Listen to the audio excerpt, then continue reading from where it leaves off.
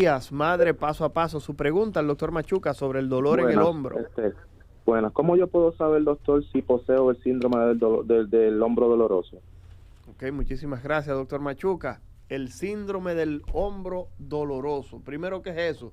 Y si realmente uno pudiera decir, pues yo tengo un síndrome del hombro doloroso, ahí me duele a todas horas. Mira, un síndrome de hombro doloroso es lo que nosotros llamamos síndrome doloroso regional complejo. No solamente se presenta en el hombro. Es cuando ya tenemos un paciente que tiene patología del hombro, ha sido tratada en múltiples ocasiones, es un paciente que ha agotado la vía de la terapia, la vía de la cirugía artroscópica, se ha sometido muchas veces a más de una cirugía y el paciente persiste con el dolor. Bueno, Ya es un psiquiatría paciente, tiene que ver. es un paciente que tiene sí un cuadro, un componente emocional muchas veces. Okay. Hay pacientes que cursan con lo que es concomitantemente con la fibromialgia, que es una patología básicamente emocional, pero en este caso el síndrome doloroso regional complejo que se produce a nivel del hombro, hay una afectación de terminaciones nerviosas que llegan a la cápsula del hombro. Okay. Por Y el paciente percibe dolor entonces todo el tiempo. El paciente percibe un dolor constantemente.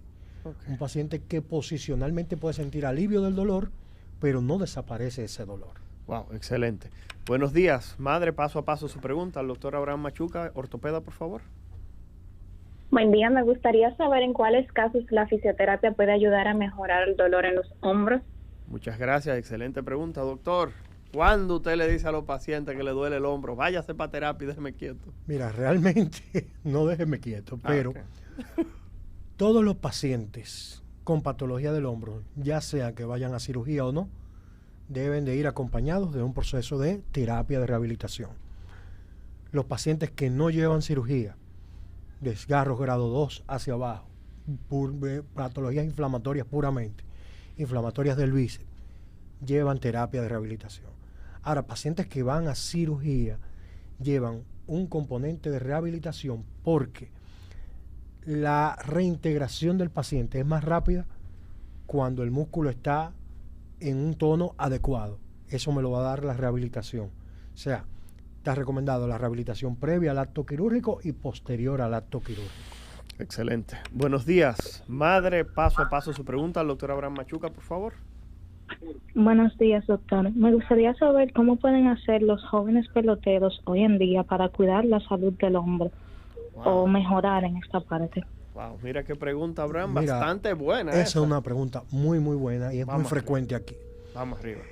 La mayoría de los peloteros que se entrenan aquí, los lanzadores principalmente, se están entrenando sin una supervisión adecuada. Y es lamentable decirlo. Lo que los mandan es a lanzar diario. Los que son considerados los lanzan interdiario. Y si nos fijamos en los entrenamientos, ya en ligas mayores o en ligas más avanzadas, un lanzador no lanza diario. El hombro no está diseñado para lanzar. Eso es un efecto de catapulta que se le aplica al hombro y de catapulta continua. Ningún muchacho de esos hace menos de 70 lanzamientos con fuerza. Y están también los lanzamientos previos, que son los de calentamiento. Estamos hablando de un paciente que va a hacer entre 100 y 150 lanzamientos posiblemente, y que los haga diarios a repetición. Estamos sobretrabajando el hombro de una forma para la que no está diseñada.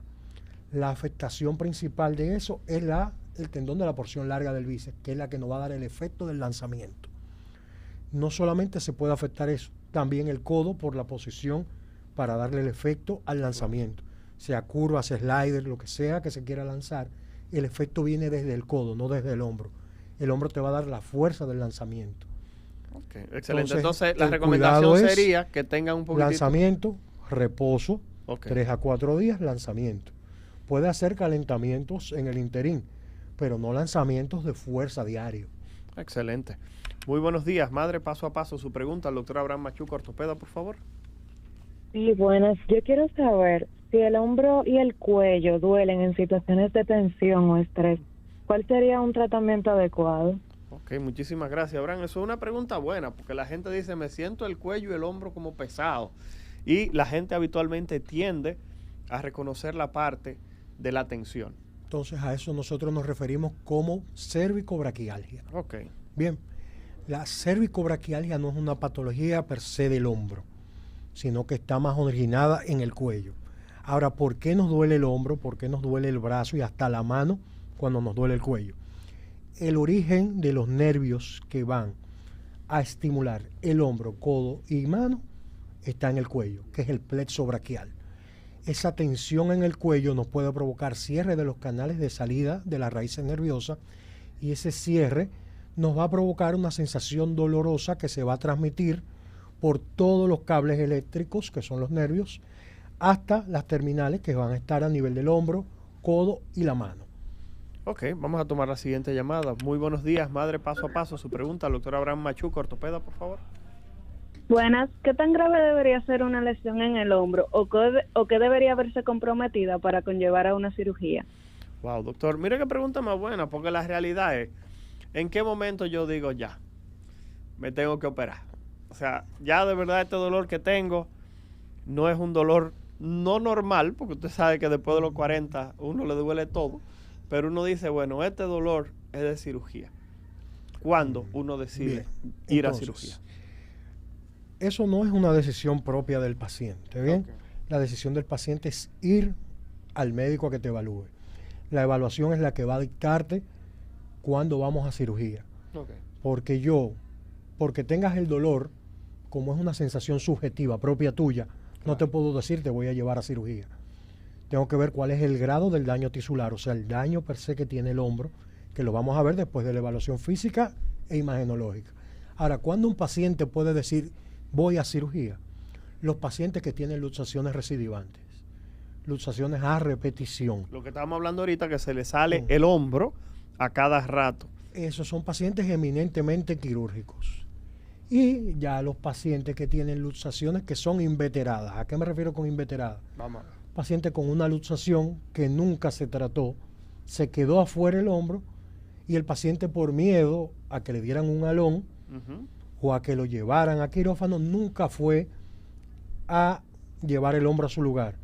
El paciente ya pasó un tiempo considerable con el hombro fuera de su lugar, comprimiendo otras estructuras y elongando la cápsula y esos ligamentos. Son pacientes que son eminentemente quirúrgicos. Perfecto, vamos a tomar la siguiente llamada. Muy buenos días, madre paso a paso. Su pregunta al doctor Abraham Machuca, por favor. Buen día, doctor. Buenos días. En mujeres pasadas de los 45 años de edad, con un dolor persistente de hombro, que no necesariamente tenga alguna relación con actividad física, ¿en qué momento usted como ortopeda tomaría la cirugía como un tratamiento terapéutico? Excelente, muchísimas gracias, doctor. Las damas después de los 45 años, como dijimos, después de los 40 nos duele todo, pero específicamente las damas, porque usted decía que el dolor en el hombro tiende a ser más frecuente en mujeres. Gracias a la persona que llamó, recordando esa parte justamente aquí, ¿de qué manera esa mujer? Fíjate, la indicación quirúrgica es básicamente siempre la misma. Desgarros de los componentes ya que sobrepasen el 75%. ¿Se opera la bursitis, doctor? Las bursitis, cuando ya son crónicas, si se operan, se realiza una bursectomía, porque ya es una cuestión de que está constantemente ese dolor y esa bursa, la cronicidad de la inflamación, no va a permitir que se dé el dolor. Entonces extraemos esa bursa. Sí, pero el asunto es que usted dijo que será el lubricante, se coloca algo, se pone aceite 3 en 1. Se pone algo porque la realidad es un amortiguador accesorio. Sí, pero el problema es que usted me dijo que eso era un amortiguador y que ayudaba a lubricar esa articulación. Entonces usted se la quita, el dolor no va a ser más grande. Es un amortiguador accesorio, pero tenemos que recordar que el 90% de la lubricación del hombro va a depender de la cápsula articular. Mientras tengamos la cápsula articular íntegra y funcional, va a producir de ese tejido sinovial la lubricación que lleva el hombro. La persona que preguntó justamente lo del asunto de las damas con el dolor y los problemas articulares, una de las cosas que siempre preocupa es la complicación al momento de la cirugía. La cirugía de hombro es una cirugía fácil, es sencilla, necesita una recuperación muy grande. ¿Existe algún tipo de riesgo al momento de realizar algún tipo de cirugía de hombro, doctor? Fíjate, la cirugía del hombro per se no es una cirugía que digamos que es la más difícil del mundo, pero tampoco es la más sencilla, porque conlleva un componente de cooperación del paciente. Bien, el paciente tiene que estar dispuesto a cooperar con su propio procedimiento. No es como cuando yo opero un hueso que yo voy a colocar ese material y me va a servir el material per se. O sea, cuando usted pone un clavo en una articulación, el clavo lo está haciendo todo. Yo pongo un clavo y el clavo es el que va a hacer el trabajo. Sí. En este caso, sí, no te lo hace solo el clavo, sino la carga que se le da al clavo. Claro. En este caso, como la articulación es péndula, o sea, cuelga del tronco, la parte muscular y la parte funcional que le dé el paciente después de la cirugía es lo que nos va a ayudar a la recuperación total. Entonces, ¿qué quieres ha dicho eso? Quiere dejar dicho que si yo te opero hoy del hombro, sí, te voy a suspender el movimiento durante un tiempo. Okay. Pero después yo voy a reactivar ese movimiento con unos ejercicios específicos. Después voy a indicarte que hagas otros movimientos más de mayor rango. Sí. Y tú tienes que tener la disposición, porque primero tú vas a sentir una tensión dolorosa. Sí. Pero ese movimiento es que te va a liberar de esa tensión dolorosa. Y si tú no lo haces, ese hombro va a cicatrizar. Y esa cicatrización va a permitir que se llene el espacio articular del hombro. Y entonces vamos a tener lo que es un hombro congelado, lo que se conoce como hombro congelado. Bien, entonces no vamos a tener movilidad en el hombro. Entonces, por eso te digo que es dependiente de lo que se haga por parte del facultativo y la respuesta que me va a dar el paciente. Ok, perfecto. Buenos días, madre paso a paso. Su pregunta al doctor Machuca. Buenas, yo tengo una pregunta. ¿Cómo se debería manejar de una manera correcta una bursitis? Ok, excelente, gracias. Doctor, el manejo de la bursitis, por lo que le decía. Bien. La bursitis per se, bursitis en estado agudo. Sí. Bien. La bursitis se va a tratar con un cuadro de antiinflamatorios. Vamos a utilizar medios físicos como el hielo y vamos a utilizar unos pequeños ejercicios que son los ejercicios de Codman. Esos ejercicios los pueden encontrar en cualquier video en YouTube. Están detallados. Son ejercicios pendulares de rotación del hombro. Son sencillos de hacer y van a ser de mucha ayuda para el cuadro inflamatorio de la bursitis. Ahora hay bursitis que responden a patologías mayores que se van a mantener como signo de alarma. Entonces ya son bursitis que requieren otro tipo de tratamiento. Y cuando ya se hacen crónicas, o sea, la cronicidad de la bursitis nos va a llevar a una necesaria cirugía que implica la extracción de la bursa. El doctor Machuca, para los que sintonizaron tarde, está en contra de que le estén inyectando esteroides, que es una inyección que se pone con cierta regularidad y que vemos que los ortopedas lo hacen frecuentemente. Y él decía que eso se supone que se pudiera aplicar una vez cada 6 meses, pero conocemos personas, y creo que todo el que está escuchando el programa conoce a alguien que se inyecta hasta mensual para el problema de la bursitis. Buenos días, madre paso a paso. Su pregunta al doctor Abraham Machuca, por favor. Buenas, doctor. Yo quisiera saber si, aparte de los esteroides, los tópicos externos con algún tipo de anestésico también tienen alguna consecuencia en su uso a largo plazo. Wow, qué pregunta más buena, doctor Machuca. Se ha puesto muy de moda, le está untando cremitas para el dolor. ¿Realmente sirven esas cremas para los dolores en las articulaciones? Porque aquí hay gente como Jonathan que tiene un aceite a la flecha en su casa y se lo pone toda la noche, aceite eléctrico quemado. Cada vez que explota un transformador, sales huyendo para a cogerlo en una latica para aplicárselo en la noche. ¿Sirve eso? Mira, los analgésicos tópicos que se usan por crema, muchos tienen esteroides también, pueden servirte cuando las patologías son agudas, inflamaciones que correspondan a una lesión tisular superficial. Las lesiones que son intraarticulares per se o que están en planos musculares profundos no responden a este tipo de analgesia. Okay, o sea que estamos hablando de que como quiera hay que ir al médico. Exactamente.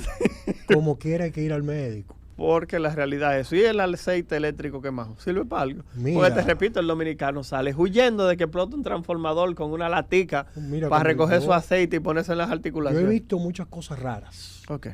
Cuando yo estuve incluso haciendo la subespecialización en Venezuela, sí, allá hay algo que le llaman ron de culebra. ¿El qué? Ron de culebra. Okay. El ron de culebra, bueno, me decía alguien en un transporte público cuando venía, sí, que el ron de culebra tú te lo tomas cuando tienes una rotura del hueso. Ajá. Y te lo untas cuando está fracturado. Y yo lo veo, digo, bueno, es lo mismo, pero yo no te puedo discutir tu lógica. Sí. Bien. O sea, hay gente que toma ron de culebra en Venezuela, gente que se unta aceite. gente que mastican tabaco y se lo ponen. Claro. Una cataplasma. Una cataplasma, el cebo de Flandes, el cebo de Flandes. La famosa bola de golpe. Sí. Bueno, limón con sal. Muchísimas cosas. Limón con sal, eso no falla. Y lo increíble es que le quita el dolor. Sí. Incluso cuando yo era médico general, se quitaba a un paciente mío el dolor alcohólico nefrítico con ampicilina. Ah, ok. Digo, bueno, ya el componente psicológico de placebo corre muy a velocidad, hay una velocidad muy alta, pero que tú sabes que no es lo que se corresponde. Ok, perfecto. Muy buenos días, madre paso a paso. Su pregunta al doctor Abraham Machuca, ortopeda, por favor. Buen día, doctor. Me gustaría saber cuáles son los factores que influyen a la recidiva o la repetición de una luxación del hombro. Ok, muchas gracias, doctor. Muy bien. Los factores que nos predisponen a una luxación a repetición del hombro son los siguientes.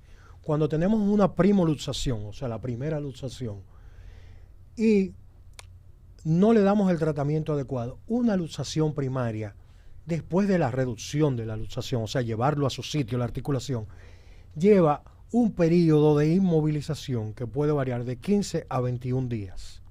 Bien, entonces, el mecanismo de esa luxación es la que te va a indicar cuántos días te va a inmovilizar. Los pacientes, después de que ven de que el hombro está en su sitio, dejó de doler y que ya le está molestando la inmovilización, porque hay que decirles una inmovilización que es incómoda para el paciente, es el brazo pegado del pecho.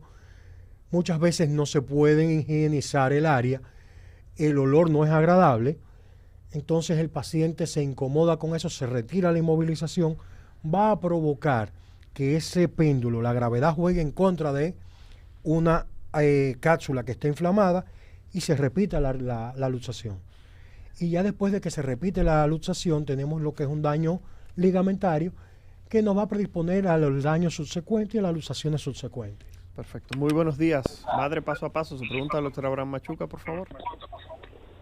Buenas, doctor. Yo quiero saber ¿qué podemos hacer para evitar lesiones del hombro cuando hacemos ejercicio de pesas? Wow, qué pregunta. Yo creo que esa es una de las preguntas que todo el que esté escuchando este programa en este momento tiene que saber. Abraham, la gente, para que no se le duela la espalda o no le moleste la espalda, se pone una faja.